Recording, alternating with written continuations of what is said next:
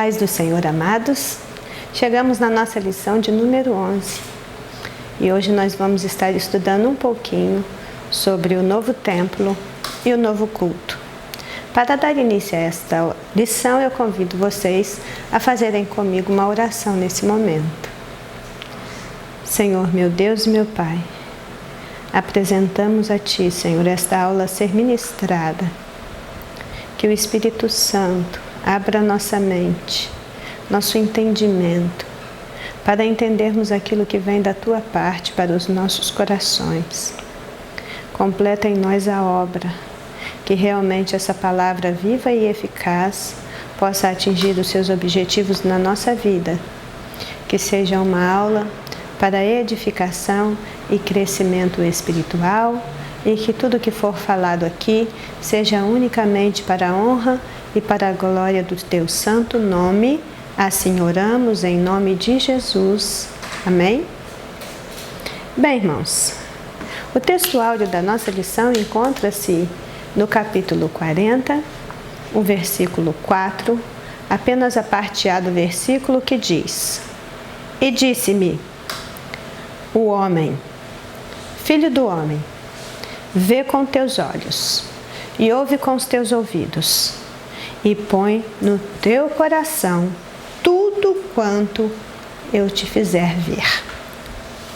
Aqui na introdução desta lição, diz assim: a restauração do templo e do culto sinalizam o interesse de Deus em relacionamento com seu povo e seu chamado ao serviço, conforme as suas instruções, com dedicação, reverência e temor para a glória dele. Quando Deus deu a Ezequiel essa visão de restauração do templo e do culto, ele estava comunicando mais uma vez essa verdade fundamental. Ele nunca abandonou o ser humano à própria sorte. Ele é o mesmo ontem, hoje e eternamente. Nunca mudou e nunca mudará, conforme nos diz a sua palavra na carta aos Hebreus e no livro de Malaquias. Então nós vamos começar esta lição mostrando o caminho de Deus no santuário. Qual o conceito que os israelitas deveriam ter de um espaço sagrado dedicado ao Senhor? Deus mesmo escolheu habitar entre os homens no seu santo lugar. Mas quando nós lemos lá em Atos 7:48, lá está dito que Deus não habita em templos feitos por mãos de homens. E isso está significando que por sua majestade e sua grandeza, Ele não está confinado a um lugar específico, porque a sua glória enche toda a terra. Irmãos, o nosso Deus não é um ídolo mudo, não é uma imagem de escultura preso a um altar em um templo qualquer, onde fica disposto aquelas imagens dos chamados santos e outros apetrechos religiosos como flores, velas, água, pedras, adereços, entre outros. Muito menos ele estará em um congá ou altares de outras religiões diversas, porque realmente isso jamais seria lugar para sua habitação. Mas Ele mesmo ordenou que os israelitas lhe construíssem um santuário. Isso está em Êxodo 25:8, que diz: vocês farão para mim um santuário e eu vou habitar nele. Tudo deveria ser de acordo com o modelo que fora mostrado a Moisés no monte. Posteriormente, em relação ao templo, aquilo que foi colocado no coração de Davi para que fosse feito. Agora, o cálculo era o próprio Deus que fazia. Deus calculava as necessidades do seu povo e as suas próprias exigências. E aí, neste local que ele ordenou, ou nestes locais que ele mesmo ordenou que fossem construídos, ele planejou, ele forneceu a planta, a relação de materiais que deveriam ser usados, a capacitação dos trabalhadores, até mesmo sobrenaturalmente. E ali seria onde ele haveria de mostrar a sua presença. E ali seria um lugar de culto, um lugar de adoração, um lugar de comunhão, um lugar de perdão, um lugar de edificação de vidas que seriam transformadas pelo toque precioso da presença do Deus de toda a terra. Então, para entendermos isso, nós começamos nesta revista com esta reflexão a respeito da morada de Deus entre os homens, falando da construção do tabernáculo e da construção do templo, que aconteceram em momentos determinados e de acordo com a soberana vontade de Deus, mas vamos também falar do que aconteceu com o templo depois que a glória de Deus o deixou e se afastou dele. Isso tudo no tópico 1 da nossa lição. Aí, antes de nós seguirmos com a mensagem da profecia no tópico 2, estaremos passando esses esclarecimentos gerais. Já o tópico 3 nos fala da aplicação prática deste assunto, trazendo avisos e ensinos para a igreja hoje. Então, passemos ao primeiro tópico, onde fala de um santuário no meio do povo. Aqui diz: antes de abordarmos a visão de Ezequiel sobre a restauração do templo, é oportuno refletirmos sobre a relevância da presença do santuário na história do povo de Israel, desde a saída do Egito até o início do cativeiro na Babilônia. Este percurso na história bíblica vai contribuir para uma melhor compreensão do impacto da mensagem de Ezequiel aos cativos, quando ele começa a falar de restauração do templo. Então, o que esse tópico reflete inicialmente é sobre a importância da história do santuário, sobre a importância do santuário na história do povo de Israel desde a saída do Egito. E aí, segundo o comentário aqui da revista, esse entendimento irá nos favorecer quando nós adentrarmos realmente no assunto da restauração do templo. Então vamos pensar aqui no 1.1 que fala da ordem divina para se fazer o santuário. 1.1 está dito: quando Israel saiu do Egito, sob o comando de Moisés, o povo ficou acampado no deserto do Sinai, defronte do monte. Essa leitura de Êxodo capítulo 19 e capítulo 20 nos dá uma ideia dos acontecimentos primordiais e de grande interesse para nós em relação à manifestação de Deus no meio do seu povo, lá no Monte Sinai. No monte, Moisés recebeu de Deus leis, estatutos e mandamentos para o povo de Israel. Deus estava, assim, instruindo o seu povo para os dias de peregrinação no deserto e quando estivesse estabelecido na terra de Canaã. Dentre todos os mandamentos, haviam aqueles que se relacionavam à construção de um santuário, conforme Êxodo 25:8, que diz: me farão um santuário e habitarei no meio deles. Santuário, no hebraico, significa lugar santo ou sagrado, e esse especificamente do deserto foi chamado de tabernáculo. Portanto, talvez a maior lição transmitida com a construção do santuário era: Deus estava no meio do povo. E aí, o que nós temos aqui para pensar? No terceiro mês das suas peregrinações, após sair do Egito, Israel chegou lá no Horebe. O Monte Sinai também é chamado de Monte Horebe, que é o monte de Deus na planície do Sinai.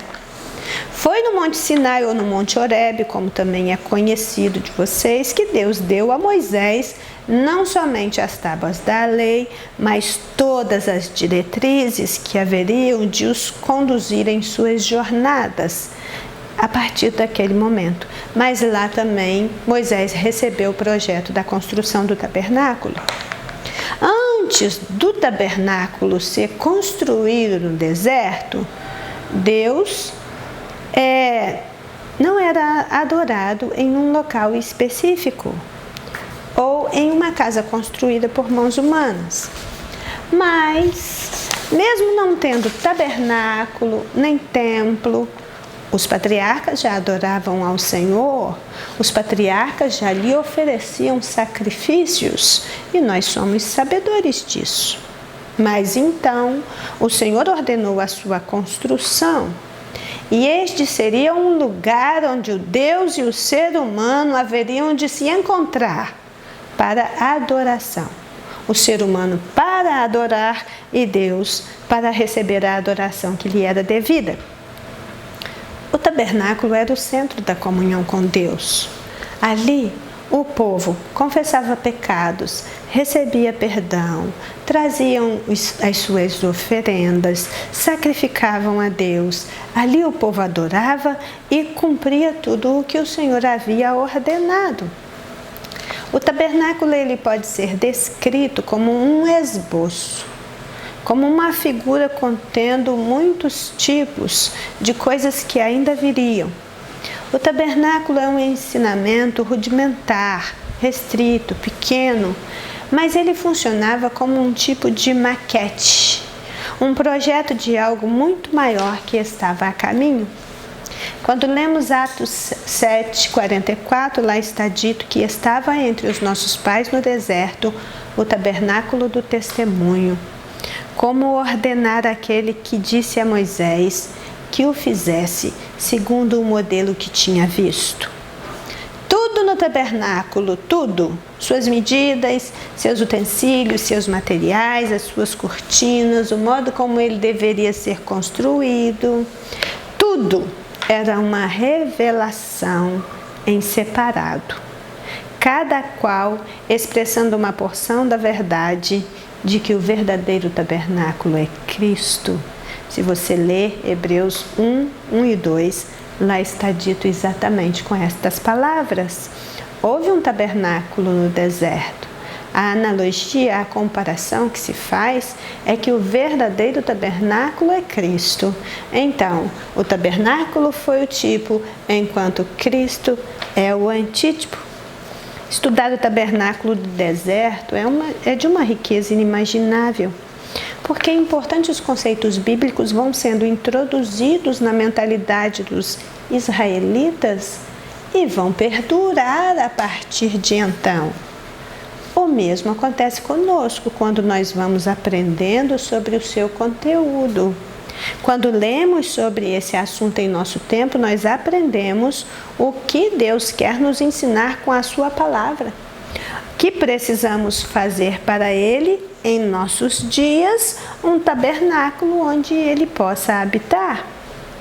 Assim, permaneceremos até que este nosso tabernáculo terrestre, que é o nosso corpo físico, se desfaça. Mas quando isso acontecer, nós receberemos de Deus um edifício, uma casa não feita por mãos, mas eterna, no céu, segundo aos Coríntios 5:1. Hoje, nós somos o tabernáculo. Hoje, nós somos a habitação do Senhor. Por esse motivo, estudar o tabernáculo pode nos ensinar, nos desafiar, nos corrigir, enquanto nós vamos crescendo espiritualmente.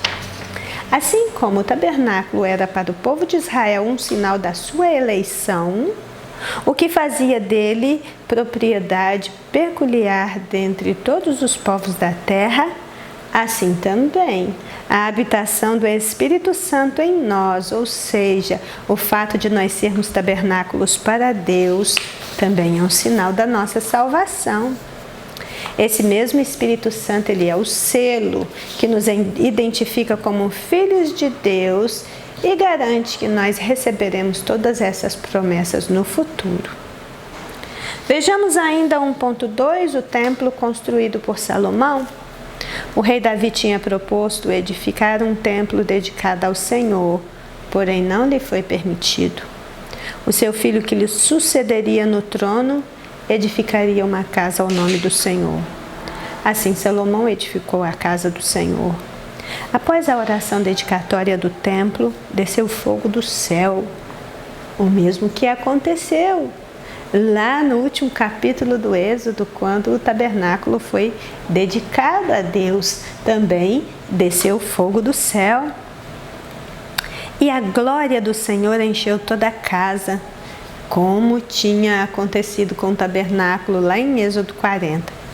É significativo notarmos que logo após a inauguração do templo, Deus adverte que o povo não poderia se desviar dos estatutos e mandamentos para que não fossem tirados da terra de Canaã e o templo fosse destruído. Então observe, até o tempo do rei Davi, ainda havia resquícios deste tabernáculo do deserto, embora não fosse um tabernáculo completo. Por quê? Porque Davi construiu uma tenda, um tabernáculo em Jerusalém para abrigar a arca de Deus. Durante um tempo, a arca ficou na casa de Abinadab. Isso aconteceu quando ele conquistou Jerusalém, provavelmente no ano 1000 a.C. Davi, então sensibilizado com essa questão, foi atrás da arca de Deus que estava na casa de Abinadab já há alguns anos e fez para ela um tabernáculo no alto do Monte Sião.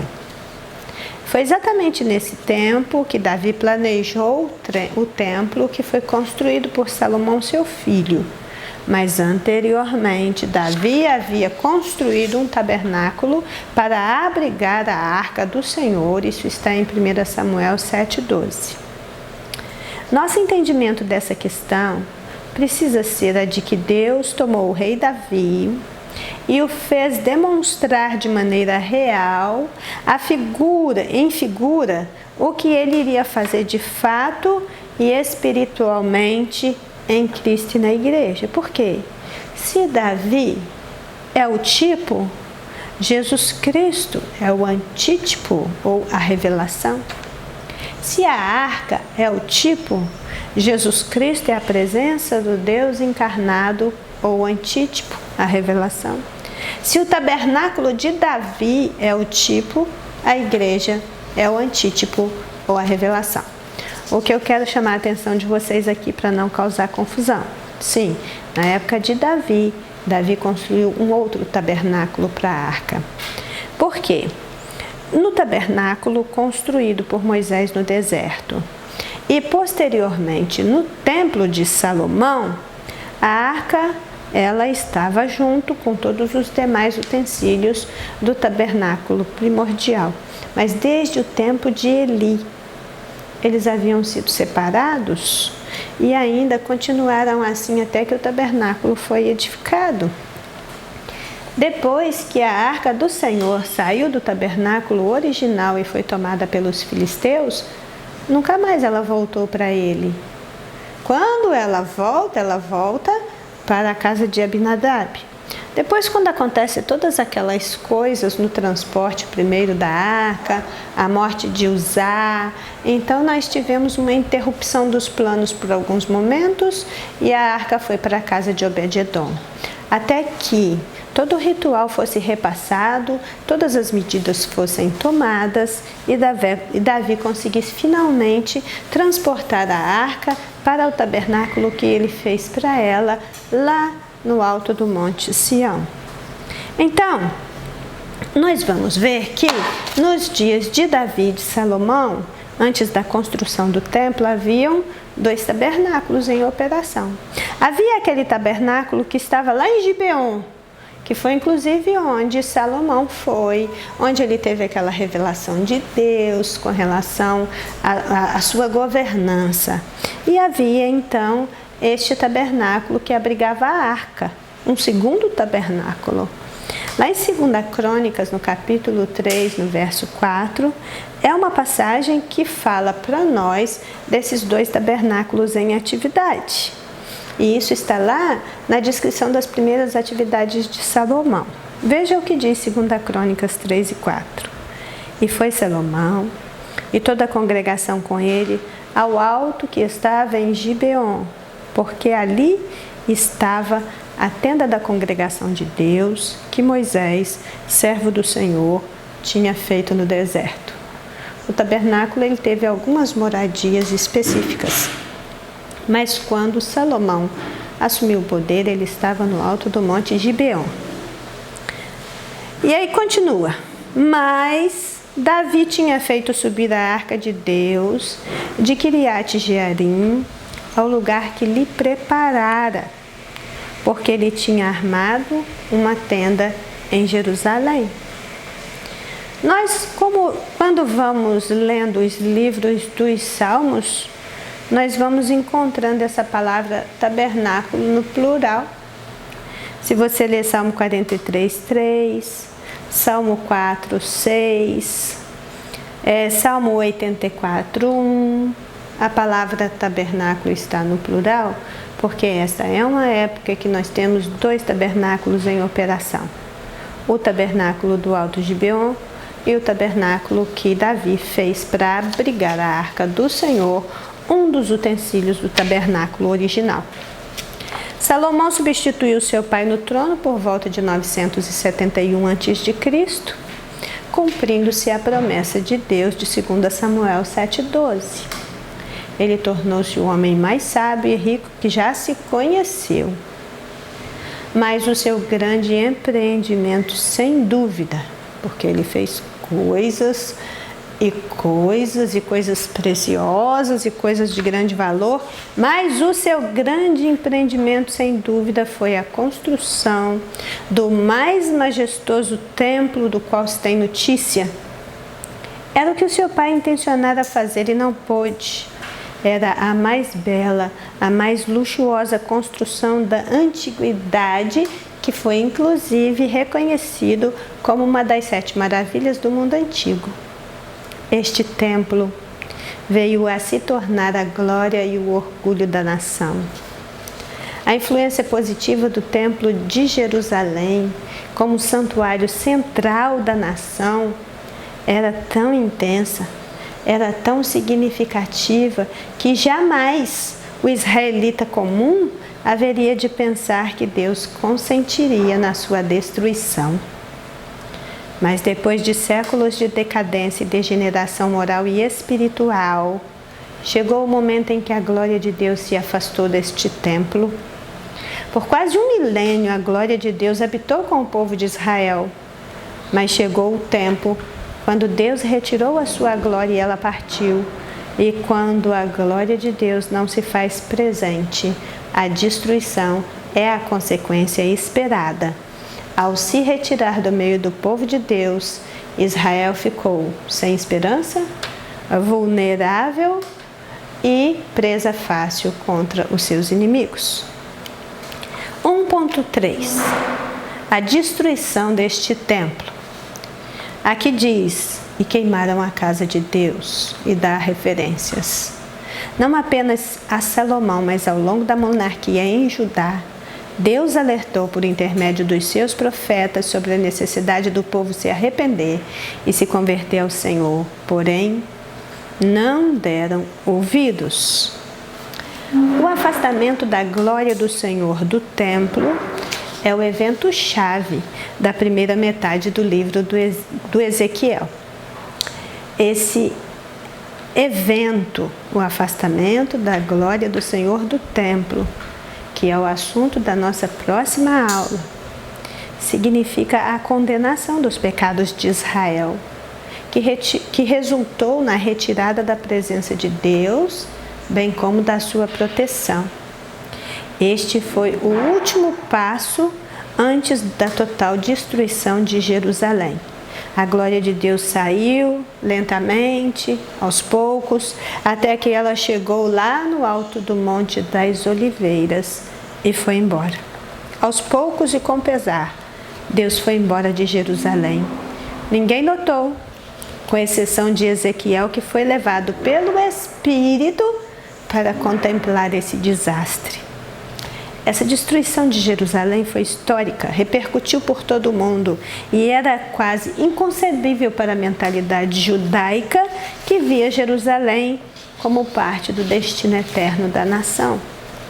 Zedequias, o seu rei na época, que reinava desde 597, era um homem de caráter fraco, foi facilmente influenciado por conselheiros ímpios e, em desatenção ao conselho de Jeremias, se aliou com o Egito contra a Babilônia numa tentativa de revolta e então veio a destruição. O templo e a cidade santa foram completamente devastados. Somente lá, em uma terra longínqua e forasteira, é que o povo de Deus renovaria a sua comunhão com Ele, recebendo assim um coração e um espírito renovados. Foi preciso passar pela fornalha da aflição para reconhecer a Deus como o seu único Senhor. A destruição de Jerusalém pela Babilônia é uma resposta à quebra do pacto feito entre Deus e os israelitas, à desobediência de Judá e às exigências da aliança. Uma lição de grande valor que nós tiramos disso. Jerusalém e a cidade santa foram destruídas, não Deus. Os tronos da terra se abalam, mas o trono de Deus permanece para sempre. Deus estava no templo de Jerusalém, mas Deus não era o templo. Os israelitas adoraram mais o templo de que a Deus, mas Deus não era o templo. O templo foi destruído, mas Deus continuou no seu trono. Não faltou aviso, não faltou oportunidades de retornos para Deus, de arrependimento, de submissão à vontade divina, mas tudo foi desprezado e não foi levado em consideração até que a cidade caiu sob o domínio total da Babilônia. Ezequiel 24, que é o capítulo que descreve a destruição de Jerusalém pela Babilônia, diz: Filho do homem, escreve o nome deste dia, deste mesmo dia, porque o rei da Babilônia se pôs contra Jerusalém neste mesmo dia. Então seguimos aí, dadas essas considerações iniciais no tópico 1, sobre santuário, sobre tabernáculo, sobre templo e sobre destruição de templo, a gente entra na visão do novo templo, no tópico de número 2. E o tópico de número 2, aqui na revista, começa dizendo que os capítulos 40 a 44 de Ezequiel registram em detalhes a estrutura do templo em Jerusalém, o retorno da glória do Senhor ao templo e o serviço sacerdotal. Porém, nesse tópico 2, a gente só vai ficar com a estrutura, os detalhes da estrutura do templo e o serviço sacerdotal, porque o retorno da glória de Deus é assunto da próxima lição. Na sua visão, Ezequiel é transportado para um alto monte, perto da cidade santa, é uma referência muito provável ao Monte Sião. Ali ele se encontra com um personagem angelical, um homem cuja aparência era de bronze, que tinha na sua mão tipo um metro, uma fita métrica, só para a gente entender que seria o cordel de medir. Ele se encontra com esse ser angelical que o acompanha por toda a área do templo. Ele mede tudo com esse cordel de medida de construtor. Começa com um estudo pormenorizado de uma das portas que davam para o átrio exterior, em Ezequiel 40, do versículo 6 até o 16. Vai medindo tudo, detalhe por detalhe, até que ele chega no capítulo 44, e então onde se trata dos vários regulamentos que dizem respeito à organização do templo, em especial a organização dos levitas, a organização dos sacerdotes zadoquitas que ministrariam ali nesse novo templo restaurado. Então vejamos o 2.1. É importante conectar o início de Ezequiel 40, 1 e 2, com Ezequiel 37, do 26 ao 28. Aliás, irmãos, nós pulamos o capítulo 38 e 39 de Ezequiel nesta revista. É a profecia de Gog e Magog. Creio que, como nós estaremos estudando sobre o Apocalipse neste próximo trimestre, nós teremos a oportunidade de desenvolver esse assunto lá. Aqui depois da visão do Vale dos Ossos Secos, aqui depois dessa especificidade de um novo santuário, ainda em Ezequiel 37, a gente pula para o capítulo 40.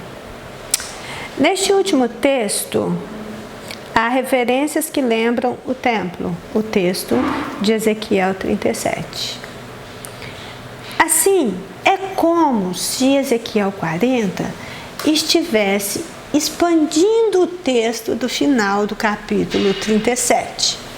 Ele é levado à terra de Israel, ele vê o templo, ele viu o templo no princípio do ano, e se for considerado como alguns comentaristas, pode se tratar do período da Páscoa ou do período então da festa do dia da expiação.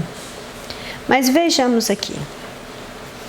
Eu gostaria que vocês lessem nas suas Bíblias Ezequiel 37, 25 a 26.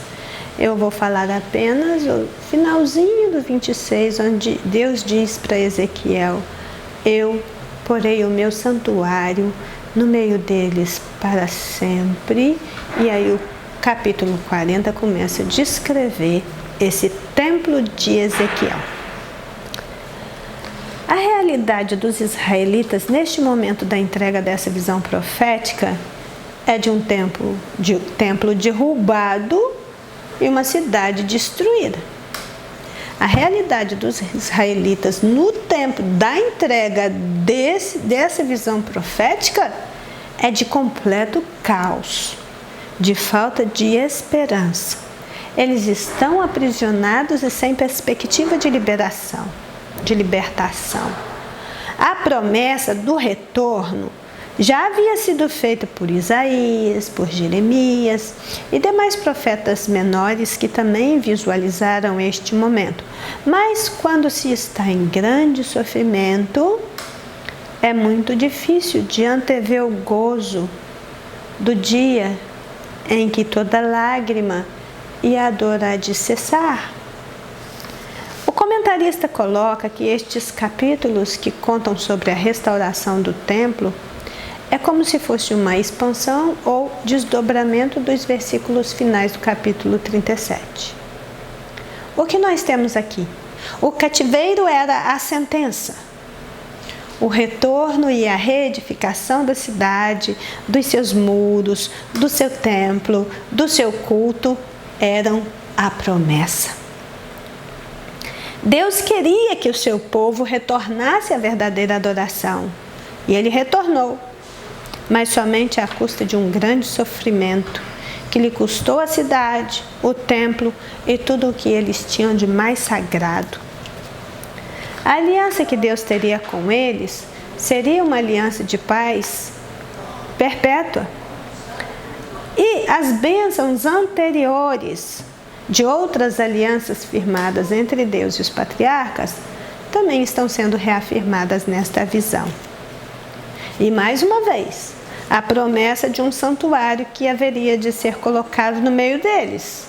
Deus fez essa promessa em relação ao tabernáculo, Deus fez essa promessa em relação ao templo e Deus está fazendo essa promessa agora em relação ao templo de Ezequiel.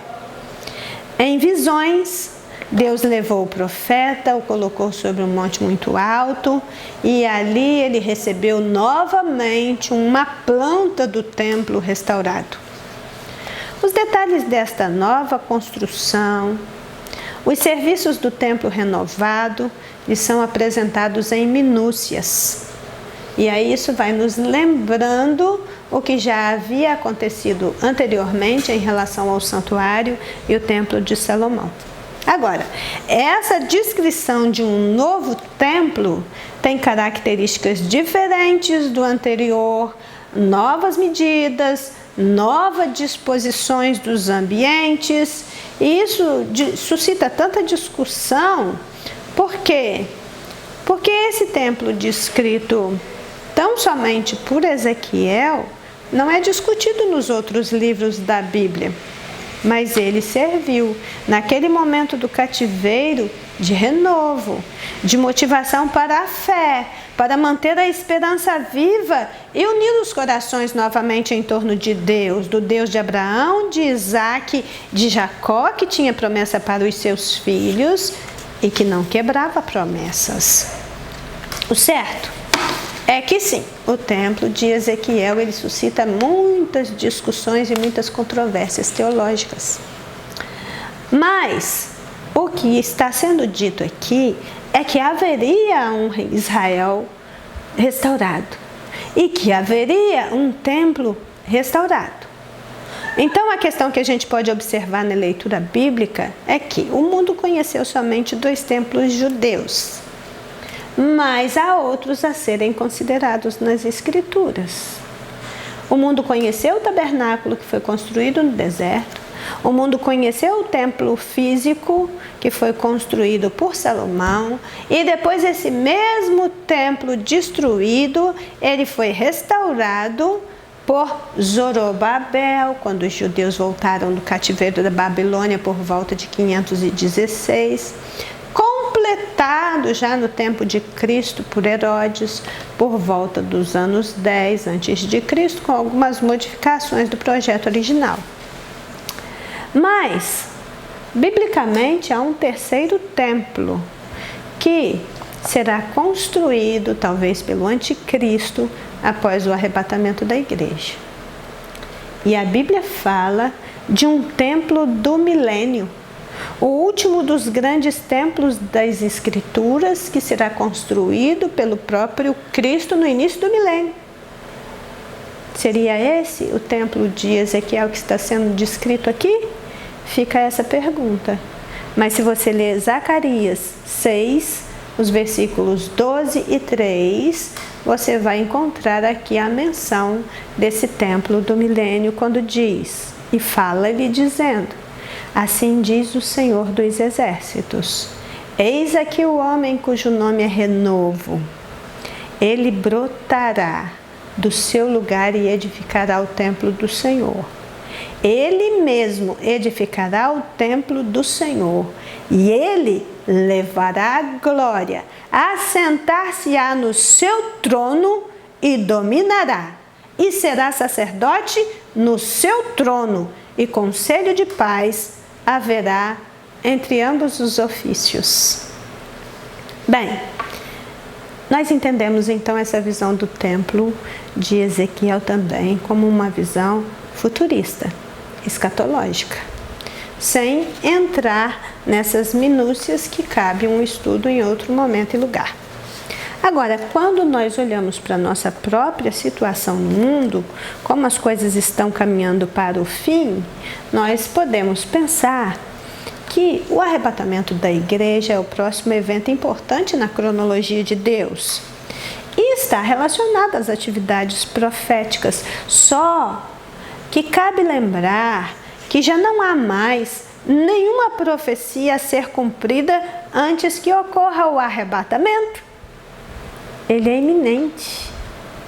Isso é, ele pode acontecer a qualquer momento. Na verdade, não existe nada, a não ser a graça, a misericórdia de Deus, que está impedindo que isso ocorra imediatamente.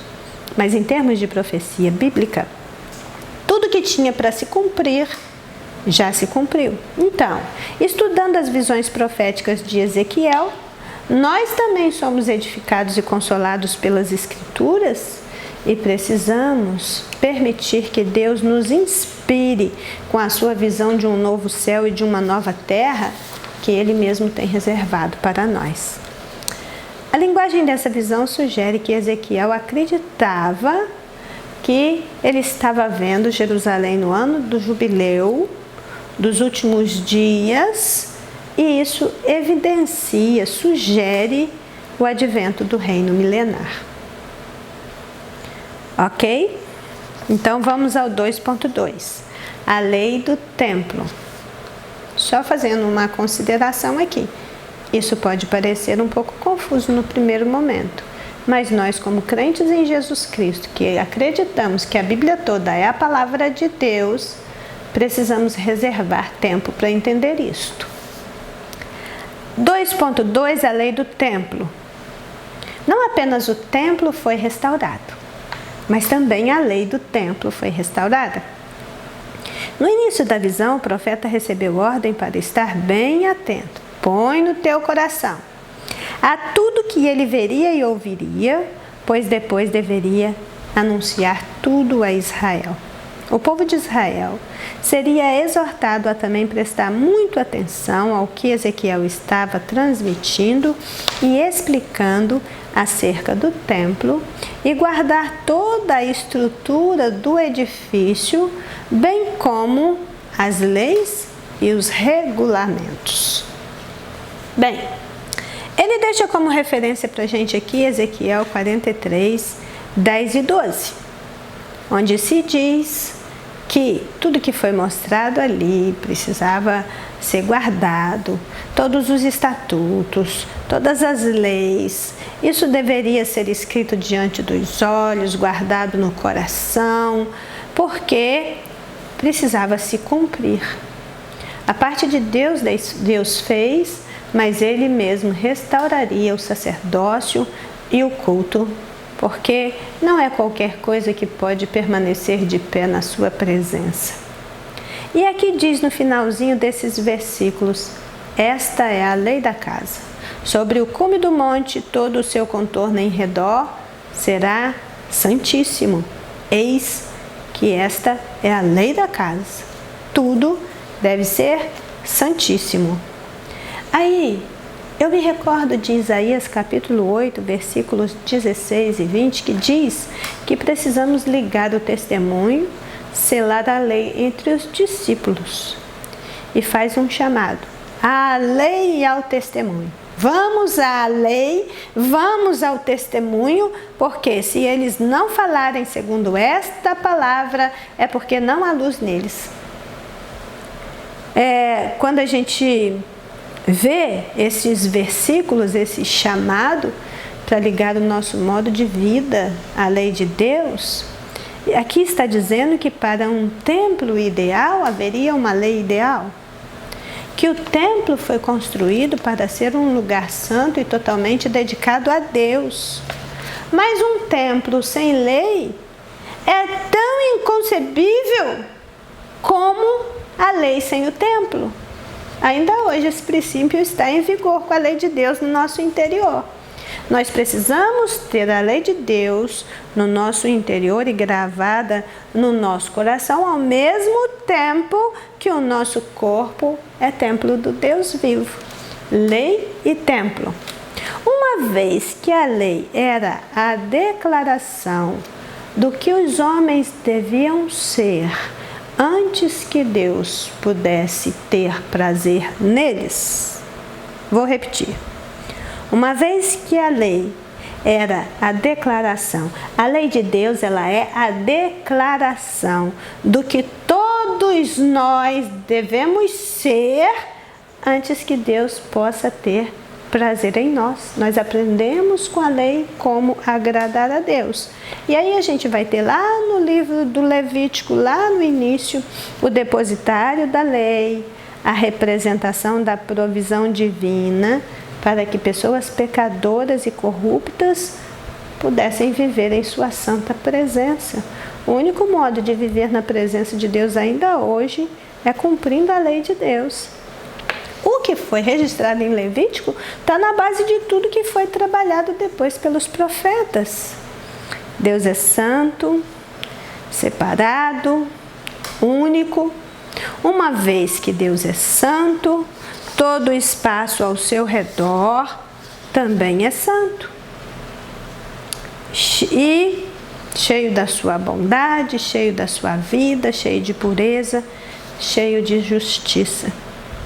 Então, se o povo de Israel, que é injusto, que é pecador, quiser viver na presença santa de um Deus santo, então eles precisam se tornar santos.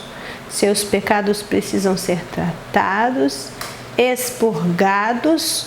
Foi assim com eles e é assim conosco.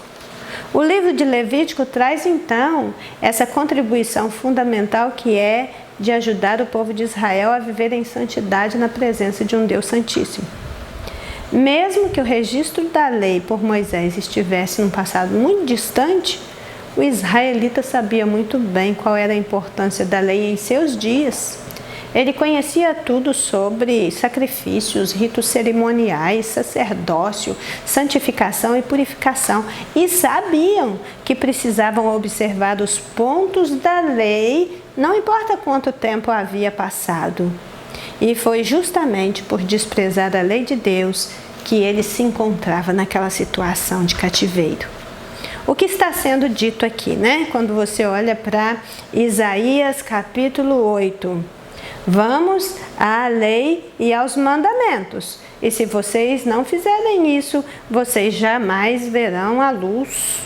Ou nos voltamos para a palavra de Deus, ou para nós também não haverá o alvorecer de um novo dia e seremos tragados pelas falácias deste mundo mau, acreditando no que eles acreditam, falando o que eles falam, temendo o que eles temem, desesperando com o que eles se desesperam e se debatendo sem Deus, sem paz e sem salvação. O que a gente tem aqui é que o papel dos sacerdotes na promoção e no emprego da lei de Deus ainda hoje não mudou. Ainda hoje nós precisamos ser santos. E como Ezequiel diz no capítulo 44, no verso 23, além de ser santo, nós precisamos ensinar o povo de Deus a distinguir entre o santo e o profano e também a discernir entre o puro e o impuro.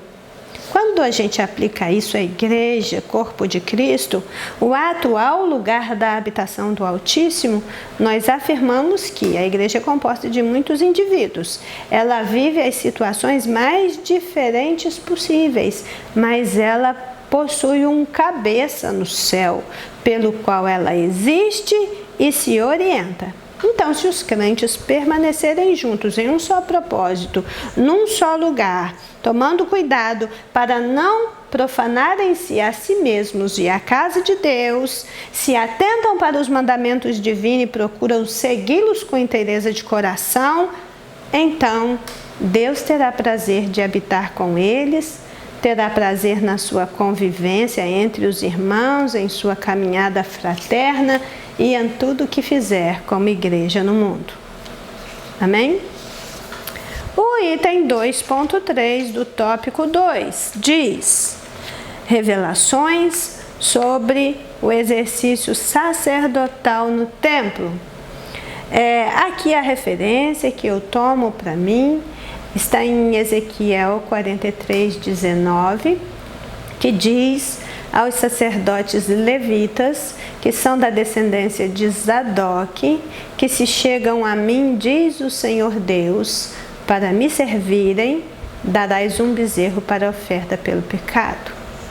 E a revista diz que é pertinente lembrar que antes da destruição da estrutura física do templo, muitos que tinham a responsabilidade de conduzir o serviço do templo já tinham se corrompido.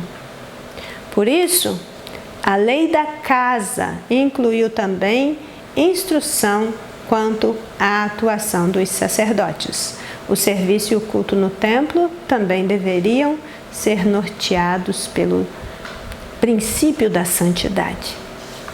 Aqui em Ezequiel 43, nós vemos que uma família específica, um nome específico, haveria de ministrar o sacerdócio nesse novo templo. Zadok, a família de Zadok. Os descendentes de Zadok que foi um representante de uma linhagem de Arão, eles tinham as responsabilidades do altar reservada a eles. E aqui a gente já vai ver que os levitas, de um modo geral, eles vão receber uma importância menor nesse templo do que antes. Mas nós vemos, no caso de Zadok e da sua casa, a providência de Deus, de sempre reservar para si um remanescente fiel, uma semente santa que será a firmeza da casa, não importa o estado do mundo, o estado das complicações que se avolumam, Deus tem o seu remanescente fiel. Deus preserva uma semente santa de geração em geração, e é exatamente essa semente santa que será a firmeza da casa, a firmeza da igreja, a firmeza da cidade, a firmeza da nação. O nome Zadok vem da raiz de ser justo, significa o justo, o reto, o honesto. Ele era descendente de Arão através da linhagem sumo sacerdotal de Eleazar. Zadok, ele era descendente de Finéias, o filho de Eleazar, que pelo seu zelo pelo Senhor e pelas coisas sagradas recebeu de Deus uma aliança de paz e um sacerdócio perpétuo. É possível que a gente acompanhe pela Bíblia a linhagem de Zadok, desde que ele ocupou este cargo de sumo sacerdote até lá o finalzinho do Antigo Testamento, no tempo de Dario o Persa. Esdras era um sacerdote descendente de Zadok. Os integrantes dessa linhagem sacerdotal, eles foram destacados por Deus como sacerdotes santificados e receberam a promessa de uma casa firme. Observe que o comentário da lição diz que os serviços e o culto no templo também deveriam ser norteados pelo princípio da santidade. E a linhagem de Zadok era constituída de pessoas que estavam à altura de prestar esse trabalho, porque eram pessoas santificadas. O nome Zadok então se tornou símbolo de retidão e justiça. Sua família alcançou a promessa e sempre se destacou como um referencial de integridade, mesmo quando todos se corrompiam. Isso também significa que nós não precisamos seguir o caminho daqueles que se desviam, mas nós precisamos manter a coerência entre o que pregamos e o que vivemos. Há uma proposta de vida e de morte, de bênção e maldição diante de nós todos os dias, todo o tempo. E nós precisamos escolher a vida, escolher a bênção. A palavra de Deus então exorta em Deuteronômio 30:19: escolhe, pois, a vida, para que vivas tu e a tua descendência. Então, algumas das funções dos sacerdotes, mesmo lá nas alianças anteriores, é que eles deveriam estabelecer um exemplo pessoal de santidade. E isso foi reafirmado e foi retomado no templo de Ezequiel para que pudesse vigorar como uma lei da casa. A lei da casa era essa: a santificação. E nos nossos dias, a lei da casa continua vigorando. Nós que fomos feitos sacerdotes para Deus, sacerdócio santo, sacerdócio real, a lei da casa continua a mesma: santificação, sem a qual ninguém verá o Senhor. Então, para concluirmos esta lição, o tópico 3 vai trazendo avisos e ensinos para a igreja hoje. E aí, o que a gente vê aqui na introdução desse tópico 3 é que serão enfatizadas algumas lições aplicáveis à igreja, a partir do exposto acima, considerando que encontramos no Novo Testamento a informação de que há nas Escrituras Sagradas, na época do Antigo Testamento, ensino e aviso.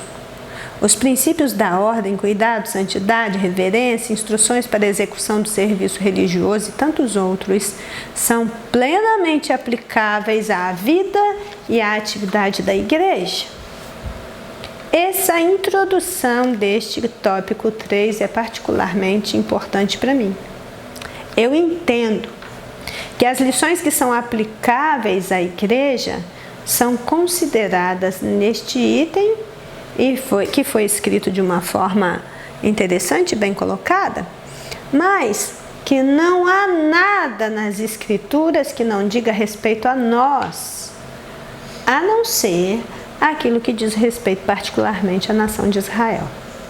Mas se você ler lá 2 Timóteo 3,16, está escrito que toda a Escritura é divinamente inspirada.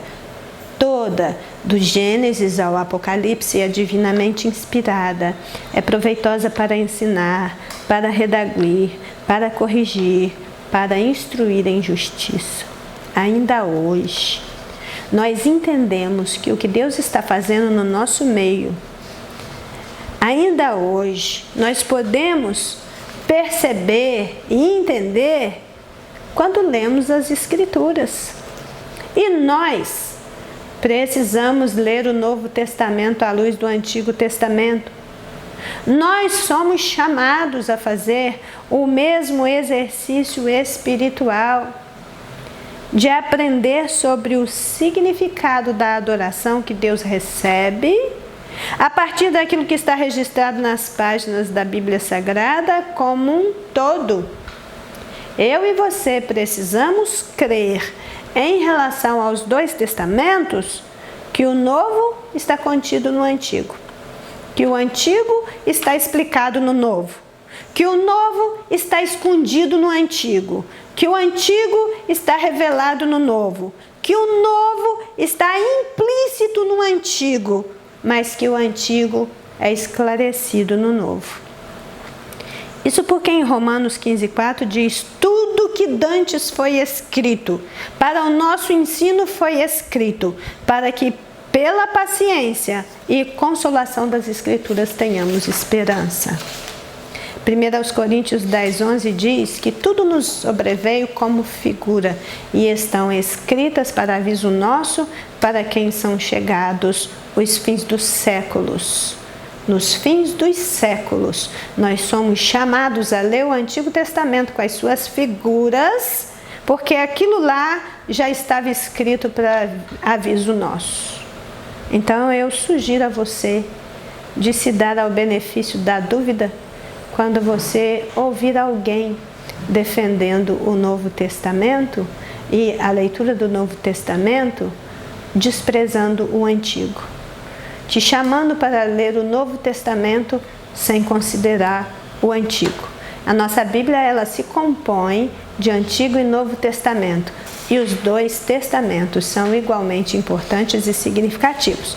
Nós vamos encontrar nesses dois testamentos o que está no 3.1. Jesus Cristo é o nosso sumo sacerdote. Nós vemos aqui que quando nós refletimos sobre os sacerdotes do Antigo Testamento, homens falhos e mortais, em conjunto com a revelação do Novo Testamento, ali nós aprendemos que Jesus Cristo é o nosso grande sumo sacerdote sem pecado, perpétuo, que ele intercede, que ele se ofereceu num único e perfeito sacrifício, que ele é mediador de uma nova aliança. Tudo isso está sendo dado como referência à carta aos Hebreus. Na nova aliança não há uma classe sacerdotal exclusiva. Jesus Cristo é o único mediador entre Deus e os homens. E todos os que estão em Cristo Jesus são constituídos sacerdócio santo que oferece sacrifícios espirituais. Então este é o aviso e o ensino supremo da mensagem profética.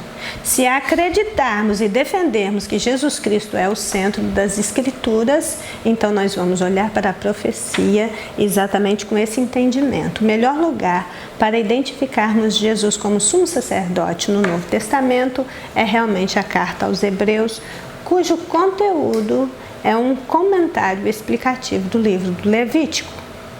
O sacerdócio araônico era um tipo do sacerdócio de Cristo que é identificado como sumo sacerdócio eterno. Jesus é o nosso grande sacerdote e é alguém nada menos do que o Filho de Deus, sendo o local do seu ofício sacerdotal nada menos do que os céus onde ele penetrou, o que implica que ele está continuamente diante de Deus no seu santo dos santos para interceder por seu povo. Nós devemos ler as revelações de Ezequiel sobre o exercício sacerdotal no templo, tendo isso em mente. 3.2 Servir com reverência e piedade. Aqui diz a revista que quando lemos acerca dos limites estabelecidos por Deus quanto ao acesso ao tabernáculo e templo, e comparamos com o véu do templo que se rasgou no momento da crucificação de Cristo e o chamado para nos achegarmos com confiança ao trono da graça, parece que hoje já não há mais restrições no relacionamento com Deus. Mas será que alguma coisa mudou? Veja que Israel recebeu um manual de leis, de princípios para a nação, para que a mesma fosse um modelo a ser seguido pelas demais nações. Também recebeu o ofício sacerdotal em cuja missão constava a obrigação de estabelecer em si como um exemplo pessoal de santidade. Isto não prescreveu no sacerdócio universal de todos os crentes. Observe que a palavra santidade em Levítico, ela é usada para descrever a presença pura e poderosa de Deus. Mas explica também que tal santidade, ela é como o sol. O sol é bom, o sol é necessário, mas o sol é perigoso. Quem se aproxima dele sem condições adequadas de fazê-lo, será exterminado. Então, uma das funções da lei foi demonstrar como estes israelitas corrompidos poderiam viver perto de um Deus santo sem serem destruídos. Isso foi instrução no princípio para servir de base para tudo o que aconteceu após. Servir com reverência, servir com uma vida santa, que a Bíblia chama de piedade, é o padrão geral da Bíblia. Mas a própria palavra de Deus nos dá o instrumental necessário para vivermos uma vida que agrada a Deus em santificação e honra, reverência e piedade, conforme lemos em 2 Pedro 1:3. Visto que com o seu poder divino nos deu tudo, Ele nos deu tudo o que diz respeito à vida e à piedade, pelo conhecimento daquele que nos chamou pela sua glória e virtude. Deus já nos deu tudo o que diz respeito à nossa própria vida, o que diz respeito à nossa piedade ou à nossa santificação pessoal. Aquilo que parece difícil de ser alcançado em um primeiro momento, com o entendimento ampliado da palavra de Deus, nós temos o entendimento devido para darmos conta de sermos o que precisamos ser em Cristo Jesus e assim alcançarmos o céu. O nosso culto a Deus deve se fundamentar em altos padrões de excelência. A Escritura adverte que, tratando-se do culto ao Senhor, ele deve ser oferecido ao Eterno com decência e com ordem. E então, a nossa lição termina nos chamando, nos ensinando a procurar cumprir bem o nosso ministério, dizendo que Ezequiel 44, do 10 ao 31, traz instruções detalhadas das responsabilidades dos levitas e sacerdotes, incluindo vestes e outros mandamentos que norteiam o comportamento dos sacerdotes.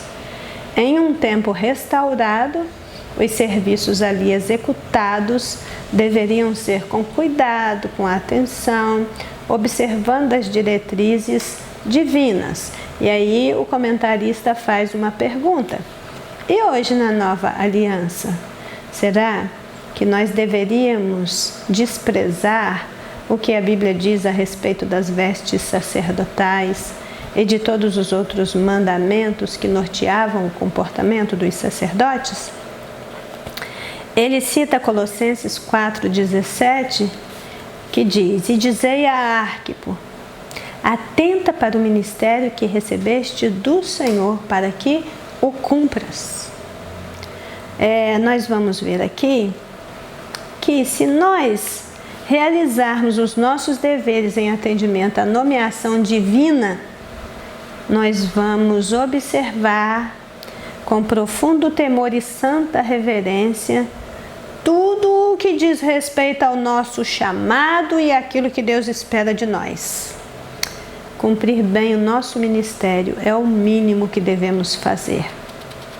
E se nós desprezarmos o Antigo Testamento, as profecias, a lei, os costumes bíblicos dos tempos específicos para termos um parâmetro para os costumes em nosso tempo, nós vamos perder o referencial, a base de sustentação do nosso caminhar com Deus hoje.